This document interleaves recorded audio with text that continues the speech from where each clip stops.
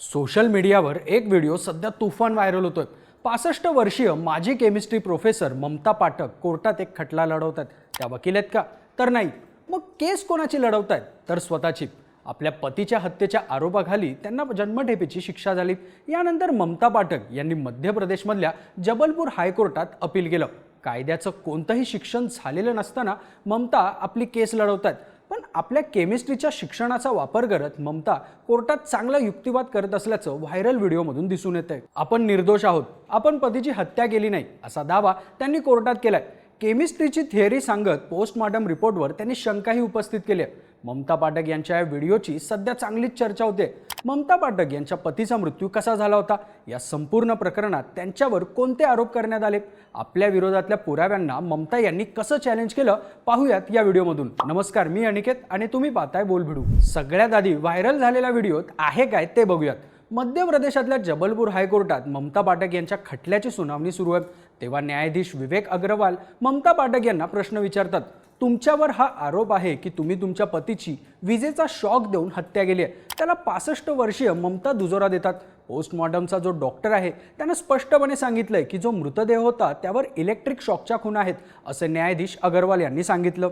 तेव्हा पोस्टमॉर्टम रूममध्ये thermal burn mark आणि इलेक्ट्रिक बर्न मार्क या दोन्हींमधला फरक ओळखणं अशक्य आहे। करंट बॉडीमध्ये अणूंच्या अस्थिरीकरणांमुळे वाहतो, तेव्हा पेशींमध्ये मेटल पार्टिकल जमा होतात। मग लॅबमध्ये पेशीमधले मेटल पार्टिकल काढले जातात आणि त्यांना HCl किंवा नायट्रिक ॲसिडमध्ये टाकलं जातं आणि मग होणाऱ्या रिॲक्शनवरून खुणा थर्मल बर्नमुळे झाल्या आहेत की इलेक्ट्रिक बर्नमुळे झाल्या हे स्पष्ट होतं। पण पोस्टमॉर्टम वेळी अशी कोणतीही रिॲक्शन करण्यात आली नाही। मग तरी त्यांनी इलेक्ट्रिक बर्न मार्क आहे हे कोणत्या आधारावर सांगितलं माहीत नाही, असं उत्तर ममता यांनी कोर्टात दिलं। त्यांचा युक्तिवाद न्यायाधीशांनीही ऐकून घेतला। त्यांच्या उत्तरावरून तुम्ही केमिस्ट्रीच्या प्रोफेसर आहात ना, असंही न्यायाधीशांनी ममता यांना विचारलं। पण ममता पाठक यांचे पती डॉक्टर नीरज पाठक यांचा मृत्यू कसा झाला होता आणि ममता पाठक यांच्यावर त्यांच्या हत्येचा आरोप का करण्यात आला ते बघूयात। ममता पाठक आणि त्यांचे पती डॉक्टर नीरज पाठक मध्य प्रदेशातल्या छतरपूरमध्ये राहत होते। ते इथे आपल्या मुलांसोबत राहत होते। ममता पाठक यांनी पोलिसांमध्ये दिलेल्या जबाबानुसार 29 एप्रिल 2021 ला रात्री 9च्या दरम्यान नीरज वरच्या खोलीत झोपले होते। मी त्यांना जेवायला हाक मारली पण त्यांनी काहीही उत्तर दिलं नाही। मी त्यांच्या जवळ जाऊन बघितलं तेव्हा डॉक्टरांचा मृत्यू झाल्याचं माझ्या लक्षात आलं, असं ममतांनी आपल्या जबाबात म्हटलं होतं। मग 30 एप्रिलला त्या आपल्या मुलाला घेऊन झाशीला गेल्या।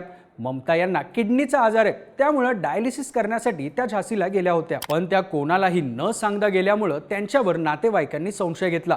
नीरज यांचा मृत्यू शॉक लागून झाल्याचं पोस्टमॉर्टम रिपोर्टमध्ये सांगण्यात आलं होतं। नीरज यांचं अफेअर सुरू असल्याचं ममता यांना संशय होता, असं नातेवाईकांनी पोलिसांना दिलेल्या जबाबात सांगितलंय। एका नातेवाईकांनी दिलेल्या माहितीनुसार मृत्यूच्या काही तास आधी नीरज यांनी मला फोन केला होता। ममता मला त्रास देते, तिनं मला बाथरूममध्ये लॉक केलंय, मला जेवण किंवा प्यायला पाणीही देत नाही, असं नीरज यांनी आपल्याला सांगितल्याचं नातेवाईकांना म्हटलं होतं। तसंच नीरज यांच्या मृत्यूनंतर दुसऱ्या दिवशी झाशीला जाताना माझ्याकडून एक मोठी चूक झाल्याचं ममतानी ड्रायव्हरला सांगितलं होतं। त्यांच्या घरातून प्लग इन वायर आणि झोपेच्या गोळ्याही मिळाल्या होत्या।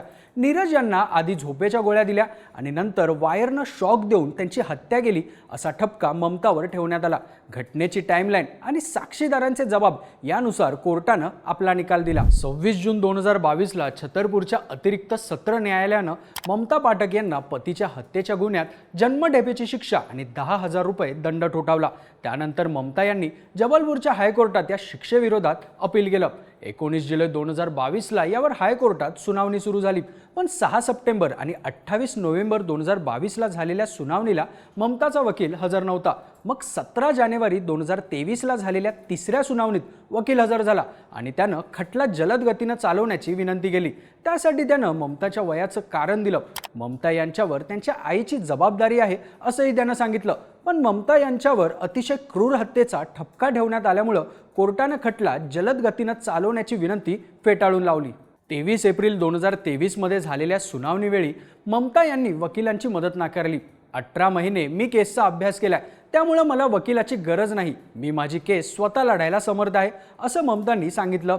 त्यासाठी त्यांनी कोर्टात एक अंतरिम अर्जही दाखल केला, पण कोर्टानं हा अर्ज फेटाळला।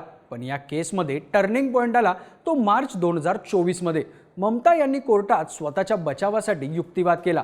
त्यात त्यांनी 2 गोष्टीवर प्रश्न उपस्थित केले, ते म्हणजे त्यांच्या विरोधात असलेले सगळे पुरावे हे परिस्थितीजन्य आहेत, त्यांच्या विरोधात एकही ठोस पुरावा किंवा प्रत्यक्षदर्शी साक्षीदार नाहीये, तसंच फॉरेन्सिक पुरावे सुद्धा त्यांनी पतीची हत्या केली हे सिद्ध करू शकत नाहीत, असा युक्तिवाद ममताकडून करण्यात आला।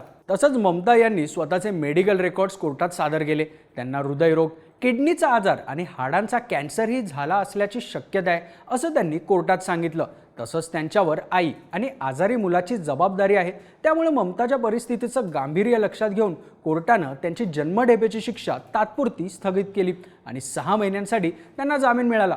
पुढे ऑगस्ट 2024 मध्ये त्यांना जामीन परत 6 महिन्यांनी वाढवण्यात आला। 16 एप्रिल 2025ला कोर्टात या केसवर पुन्हा एकदा सुनावणी झाली। याआधी ममतांनी कोर्टात युक्तिवाद केल्यामुळे यापुढची सगळी कायदेशीर लढाई सुद्धा त्या स्वतःच लढतील असं कोर्टाकडून सांगण्यात आलं। पण 17 एप्रिलला झालेल्या सुनावणीत ममता यांनी आपल्याला कायदेशीर मदत मिळावी म्हणून अर्ज केला। डॉक्युमेंटेशन प्रोसेसमध्ये वकिलाची गरज असल्याचं त्यांनी कोर्टाला सांगितलं। याबाबतचा निर्णय कोर्टानं राखून ठेवल्यामुळे सध्या तरी ममता पाठक स्वतःच आपली केस लढतायत। ममता या केमिस्ट्रीच्या प्रोफेसर, त्यांनी कायद्याचं कोणतंही शिक्षण घेतलेलं नाही, पण आपल्या केमिस्ट्रीच्या शिक्षणाचा त्या या केस लढण्यासाठी आणि आपल्या बचावासाठी पुरेपूर वापर करून घेत असल्याचं त्यांच्या युक्तिवादावरून स्पष्ट होतंय। जर घरात शॉर्ट सर्किट झालं तर स्विच ट्रिप होऊन आमच्या घरातली पॉवर कट होते, मग जर मी माझ्या पतीला घरात शॉक देऊन कसं काय मारू शकते, असा सवाल त्यांनी कोर्टात उपस्थित केला। तसंच पतीच्या मृतदेहावर ज्या खुणा आहेत त्या इलेक्ट्रिक शॉकच्या आहेत हे अजूनपर्यंत सिद्ध झालेलं नाही किंवा तसा ठोस पुरावाही कोर्टात सादर करण्यात आलेला नाही। ज्या निरीक्षणावरून इलेक्ट्रिक शॉक लागून मृत्यू झाल्याचं सांगण्यात आलंय ते सायंटिफिकली तपासलं गेलेलं नाही, त्यामुळे त्याची तपासणी कशी केली जावी याची ही सगळी प्रोसेस त्यांनी कोर्टात सांगितली। आता ममता पाठक यांच्या म्हणण्यानुसार या केसमध्ये खरंच त्या निर्दोष आहेत का, त्यांना पतीच्या हत्येत विनाकारण शिक्षा झाली का, या प्रश्नांची उत्तरं केसचा अंतिम निकाल लागल्यावरच स्पष्ट होणार आहेत। पण वकील नसतानाही 65 वर्षीय केमिस्ट्री प्रोफेसर ममता पाठक यांच्या युक्तिवादाच्या व्हिडिओची सोशल मीडियावर मात्र चांगलीच चर्चा होते। तुम्हाला या सगळ्याबद्दल काय वाटतं? तुमच्या प्रतिक्रिया आम्हाला कमेंट करून नक्की सांगा आणि बोल व्हिडिओच्या YouTube चॅनलला सबस्क्राईब करायला विसरू नका।